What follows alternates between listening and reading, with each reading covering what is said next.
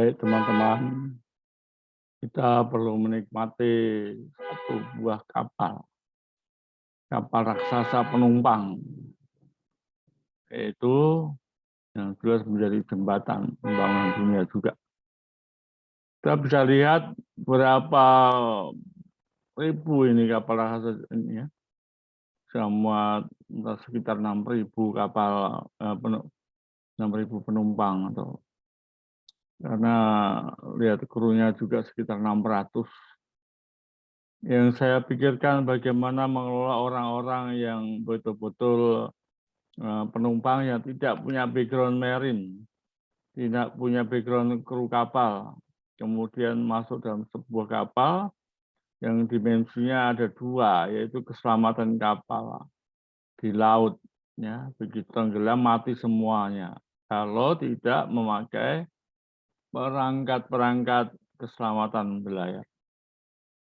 Coba di sini ya, peranan nakoda, waduh, saya kira bukan tiap jam berpikir, tiap menit dia berpikir bagaimana keselamatan jiwa dari kapal penumpang ini. Jadi jangan sembarangan menyalahkan nakoda ya, karena seperti ini siapa yang bisa berapa resimen ini ada di kapal ini, kalau sudah ribuan. Ya saya secara pribadi maupun mewakili teman-teman basis tidak setuju kalau semua kesalahan ditimpakan kepada nakoda dan top manajemen kapal. Ya, jadi yang bertanggung jawab pertama adalah pemilik kapal pasti. Kenapa berani membuat kapal penumpang sebesar ini? Ya, tentu harga perusahaan tidak sebanding dengan harga nyawa yang ada di kapal ini ya.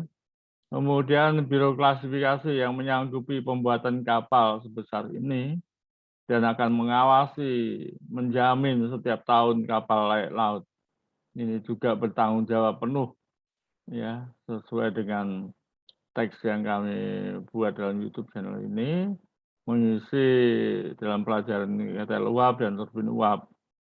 Ya, coba renungkanlah ya, baik Anda sebagai pejabat tinggi negara maupun pejabat rendah negara akan berpikir siapa ini di antara penumpang sekian banyak ada saudara kita dan jaminan keselamatannya dari mana ya. Karena pribadi yang tidak mengenal disiplin di kapal. Ini ya.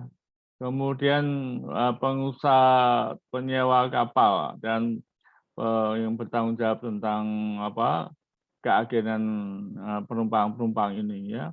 Apakah sudah menjalankan tata tertib setelah naik di atas kapal harus begini begitu, terutama tentang briefing keselamatan jiwa di laut. Tidak boleh membangun puntung rokok sembarangan. Ini ya.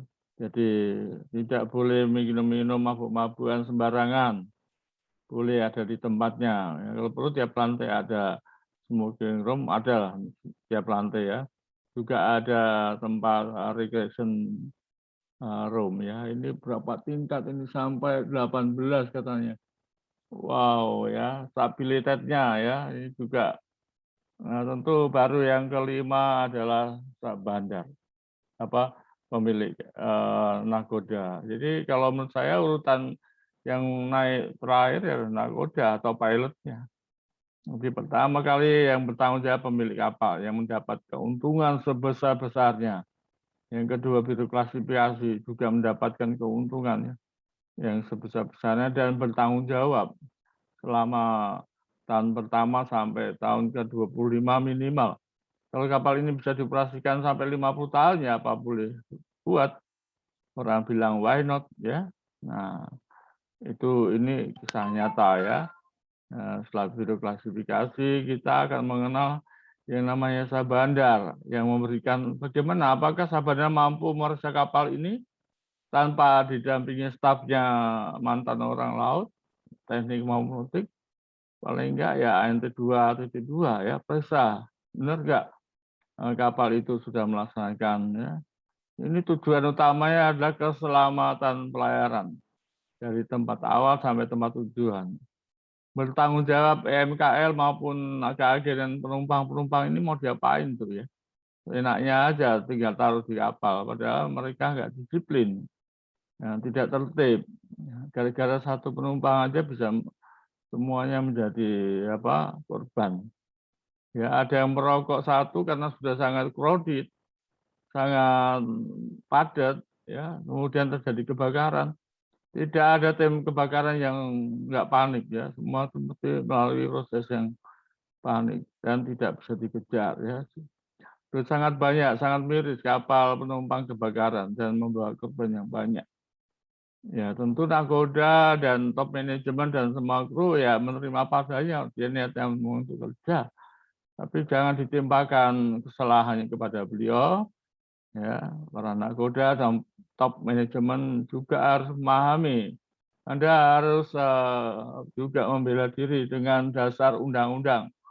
Ya, kalau tadi yang pemilik kapal, birokrasi, sabandar tidak melaksanakan AIMO atau ke maritim, ya komplain kembali, ya.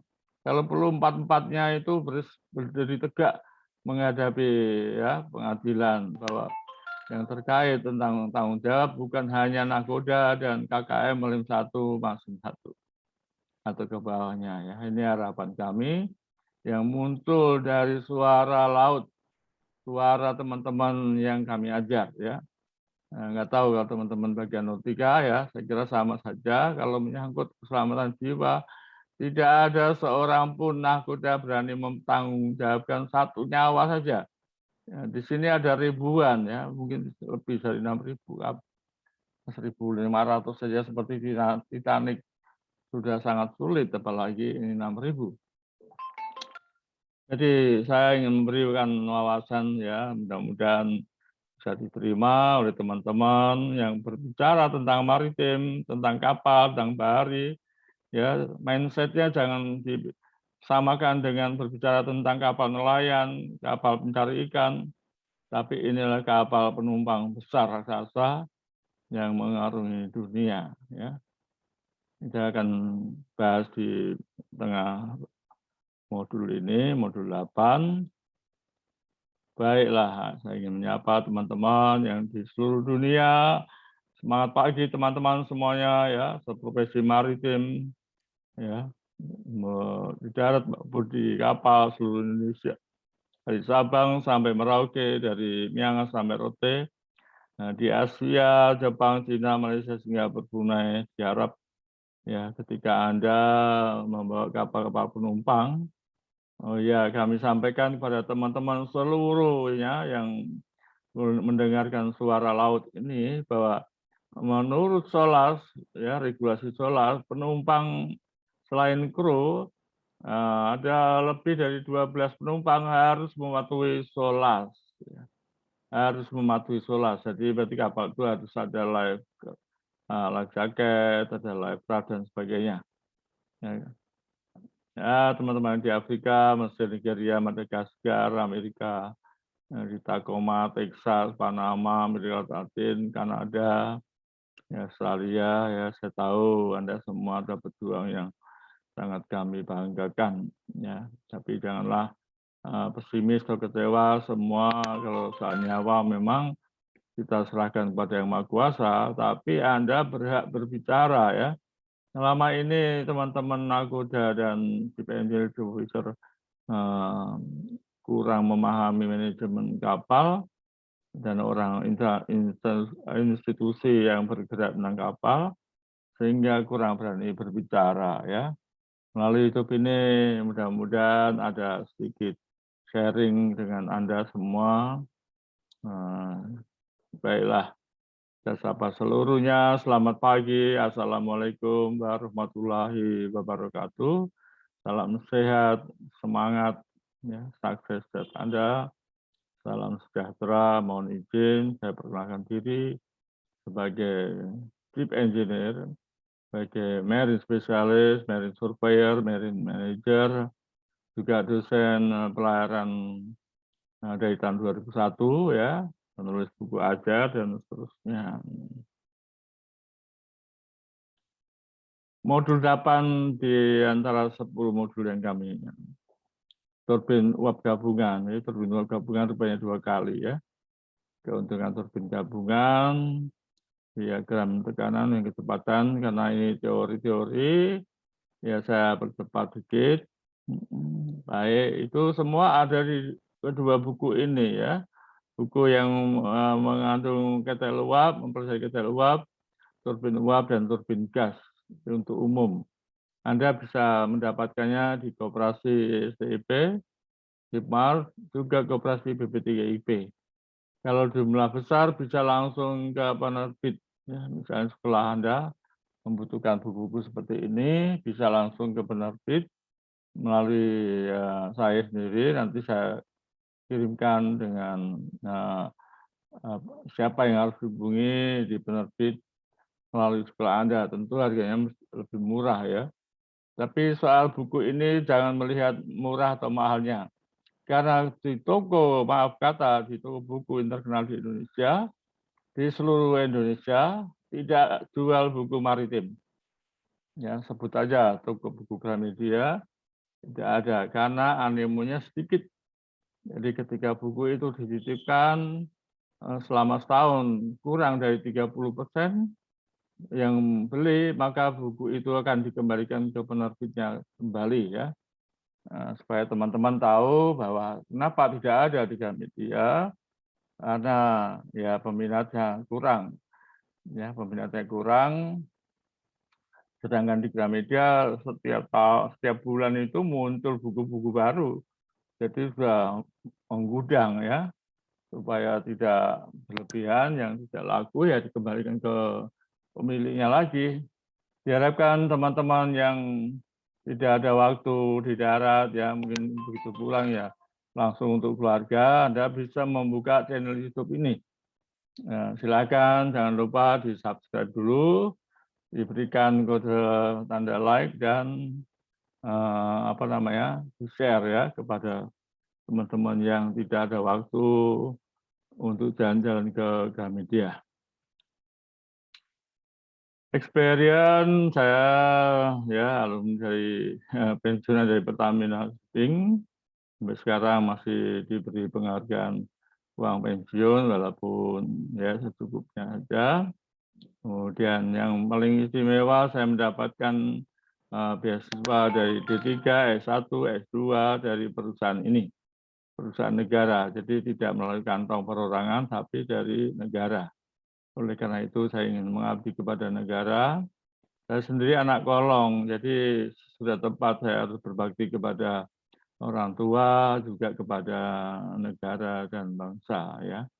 Perusahaan Medco adalah perusahaan yang terbaik, perusahaan swasta nasional yang terbaik di Indonesia ini, yang disiplin safety manajemennya luar biasa.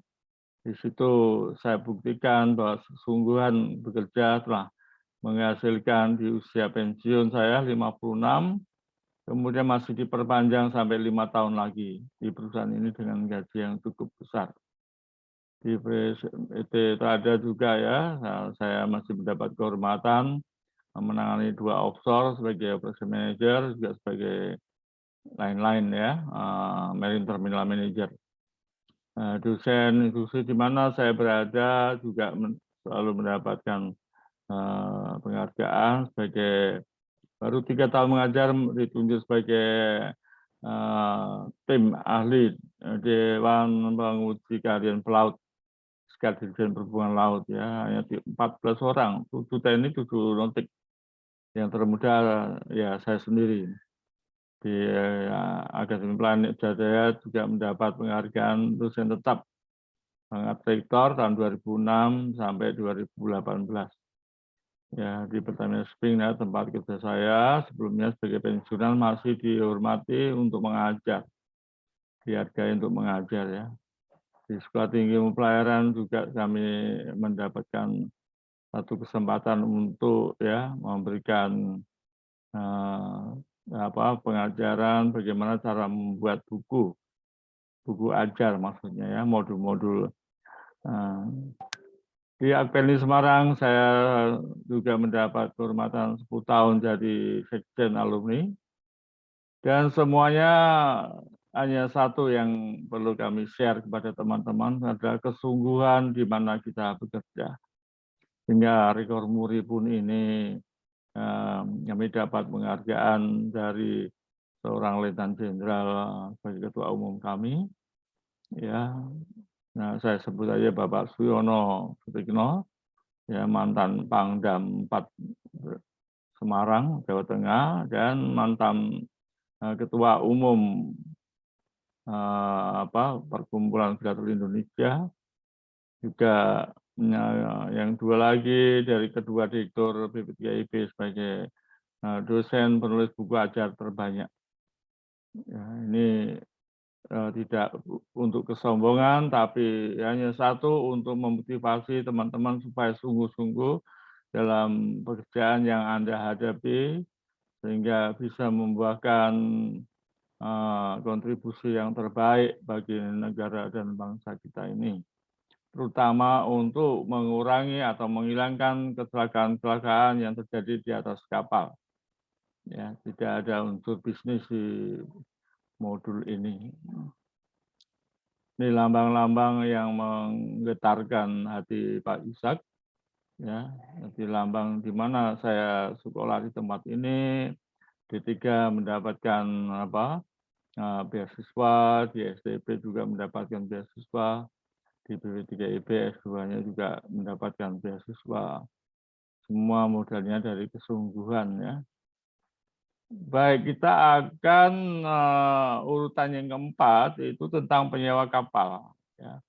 Ya, penyewa kapal atau yang berhubungan dengan, masih berhubungan dengan kapalnya, dan saya arahkan kepada muatannya yang baik muatan yang berbahaya. Anda mengenal MARPOL, Marine Pollution juga mempunyai regulasi Aneks 1, 2, 3, 4, 5, 6 itu, ya. Jadi ikut memeriksa kapal itu dalam aspek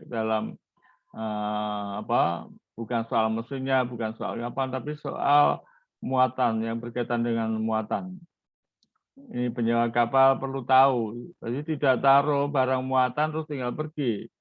Ya, kontainer pun juga harus diberikan apa isinya gitu, ya. Jangan sampai ada barang-barang yang terlarang atau barang berbahaya atau barang yang beracun atau barang yang mudah pecah dan sebagainya.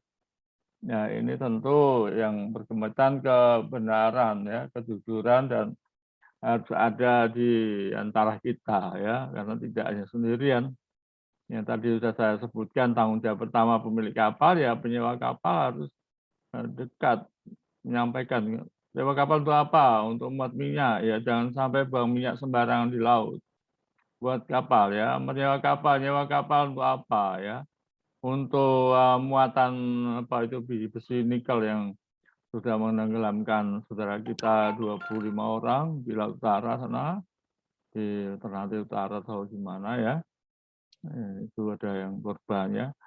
Ada muatan-muatan yang bergerak, ya, untuk penumpang itu muatan bergerak, ya. Gara-gara ada berita di sebelah kanan kapal ada ikan hiu rame-rame atau ikan paus, semua lari ke samping. Akhirnya stabilitas yang dihitung oleh Mualim 1 dan Nakoda akan buyar, ya, tidak berlaku lagi. Kapal miring sebelah, dihantam ombak sebelah kiri, ya, belum sempat kembali ke normal, dihantam lagi, ya, ini kapal bisa tenggelam. Itu secara mudah, ya. Ya, jadi punya tanggung jawab, antara lain memang harus mematuhi, ya, harus mematuhi regulasi. Itu artinya kapal yang Anda sewa itu betul kapal benar apa enggak itu. Jadi jangan udah kapalnya benar dikasih muatan enggak benar, ya sudah, ya. Harus memastikan kondisi keseluruhan kapal, ya. Jadi kondisi itu Anda boleh berhak menanyakan nakodanya benar apa enggak, punya sertifikat STCW amandemen 2010 lengkap apa enggak, ya. Jadi inilah ikut berbagi, bukan berbagi tanggung jawab, berbagi perhatian untuk menciptakan kapal itu benar-benar layak laut, ya. Harus memastikan keselamatan, ya. Di sini tidak harus melihat demonstrasinya, lihat aja waktu pemilik kapal benar nggak, ya. Secara verbal bisa ditanyakan bahwa peralatan keselamatan kapal berjalan dengan baik enggak. Nah, kalau ada ragu-ragu, ya Anda boleh melalui siapa, melalui Jasa Anda, melalui pemilik kapal sendiri, minta tes, ya. Ini saya sendiri kalau diberi kepercayaan memeriksa waktu tender-tender itu yang saya utamakan itu peralatan keselamatan kapal. Sekocinya jalan enggak, lever jalan enggak ya, pemadam kebakaran jalan apa enggak, ada apa enggak, dan lain-lain ya. Patuhi regulasi bendera kapal ya, ini pemerintah.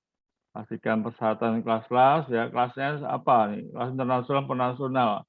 Kalau internasional ya saya bukan berat sebelah, tapi pasti diyakinkan kapalnya itu baik dan Anda bisa dengan tenang menyewa kapal itu.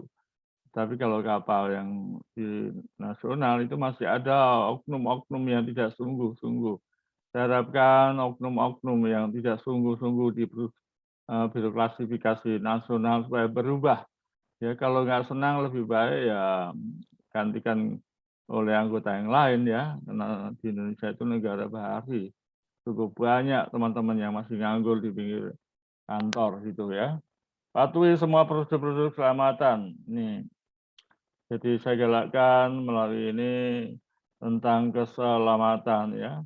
Jangan sampai bertambah lagi jiwa-jiwa melayang karena tenggelam, ya tidak tahu permasalahan kapalnya yang memang tidak mensyarat ya. Pastikan kondisi jenis muatan yang mengingat kalau muatannya balok-balok itu jangan dulu, juga dilasing yang baik. Muatannya timah nikel atau nikel cair yang bisa mencair ya, tapi karena beratnya tidak cepat mudah kembali ya. Muatan-muatan binatang, muatan-muatan apalagi ya, sangat banyak yang sangat berbahaya dan itu masuk di Marpol juga. Laksanakan koordinasi ya dengan pemilik kapal, salah ini koordinasi ya, beda dengan koordinasi. Nah, tempatkan jumlah penumpang sesuai dengan nanti Bapak yang mengatur tentang muatan ya. Jangan semuanya diserahkan kepada nahkoda ya. Nahkoda dan mualim semua termasuk KKM dan lain itu terima yang bersih ya. Jangan dikasihkan yang penumpang yang tidak punya sertifikat, tidak punya karcis naik dengan jumlah berlebihan sehingga terpaksa kapal berlayar dengan was-was ya, ini hindarilah. Sudah cukup banyak korban yang meninggal di dalam laut. Bersama dengan pemilik kapal itu bukan bekerjasama yang negatif ya. Kalau perlu sah bandar mau nyetop kapal tersebut dan mengusulkan supaya ada kapal yang kedua ya. Kalau nggak muat, ya itu kapal kedua yang akan berangkat. Jangan biarkan misalnya kayak angkutan kota itu udah penuh ya sudah berangkat itu untuk angkutan yang kedua dan berikutnya. Ini sangat penting sekali buat teman-teman. Ya, diharapkan nahkoda dan top manajemen kapal ikut bicara seperti ini ya. Kapal indah sekali ini. Ya, jumlah penumpangnya sesuai dengan karcis yang masuk. Tidak ada yang serabutan. Ya. Kapal cruise ini juga bisa menciptakan gaji-gaji pelaut semakin meningkat. Di sini problemnya banyak sekali ya. Sangat banyak, saya kira nggak tepat diceritakan di sini. Ya, yang pasti menangani kapal dengan muatan yang mati, misalnya muat minyak dengan muat orang beda sekali ya. Oleh karena itu saya singgung anak saya nomor 4 adalah ANT3. Jika melamar dengan 17 sertifikat selain ijazah ANT3 tidak laku ya. Untuk kapal yang berkaitan dengan penumpang ditambah lagi crew crowded management. Jadi apabila terjadi hal yang tidak diinginkan, itu pasti terjadi crowded-nya itu panik gak karuan. Yang bisa menciptakan kapal itu tenggelam. Ini salah satu contoh begitu beratnya. Sudah punya ANT3 dengan gambar Garuda, dengan 17 sertifikat ya. Kalau saya sebutkan satu juga terlalu lama, tapi tidak laku. Harus tambah lagi crew crowded management. Ini teman-teman profesi yang di darat supaya tahu Tidak semudah itu pemikiran Anda melihat perwira federal yang di laut ya. Juga tidak semudah dengan satu ijazah, tapi harus punya training-training yang lain. Ini di kapal yang begini ya, beda dengan tadi agak tertutup ya. Nah, kalau seperti ini satu orang jatuh ke laut pun jadi masalah. Ya, satu orang merokok buang tempat sembarangan masalah. Peminum mabuk-mabuk sambil jalan masalah. Berantem masalah. Ya, ada satu orang yang sakit juga bermasalah. Jadi ya, kami ingatkan kepada kapal-kapal penumpang supaya para perwiranya, para nakoda dan kru berani berbicara. Apakah sudah tertib belum? Kalau tidak ya jangan berangkat dulu. Ya, apakah skoci semua berjalan dengan baik? Ya, tujuannya satu adalah nyawa manusia.